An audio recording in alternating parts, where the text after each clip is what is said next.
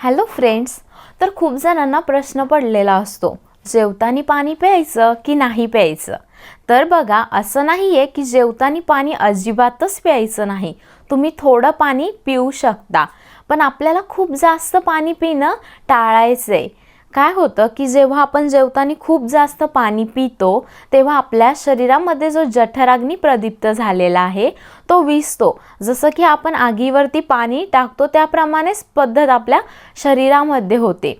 त्यामुळे आपल्याला थोडंसं पाणी प्यायचं. जर तुम्ही खूप कोरडं जेवण खाताय आणि घास जर गिळला जात नाहीये, तर तुम्ही थोडंसं पाणी पिऊ शकता. आणि जर तुम्हाला वाटते पाणी नको प्यायला, तर मग तुम्ही सूप प्या किंवा मग वरण वगैरे तुमच्या जेवणामध्ये तुम्ही ॲड करा. काय होतं की जेव्हा आपण खूप जास्त पाणी पितो, तेव्हा आपल्याला अन्न नीट पचन होत नाही आणि आपल्याला फुगल्यासारखं वाटतं किंवा आपल्याला करपट ढेकर येणं, डायजेशन रिलेटेड आपल्याला इश्यू व्हायला लागतात. तर मग काय करायचं आहे, जर तुम्ही शक्य असेल तर प्रयत्न करा की जेवणाच्या 30 मिनिटं आधी पाणी प्यायचं. 30 मिनिटांनी मग जेवण करा आणि जेवणानंतर 45 मिनिटांनी तुम्ही पाणी प्या. बघा, तुम्हाला कोणतेही डायजेशन रिलेटेड इश्यूही होणार नाहीत आणि डायजेशन एकदम चांगल्या प्रकारे होईल. तर तुम्ही नक्कीच ट्राय करून बघा.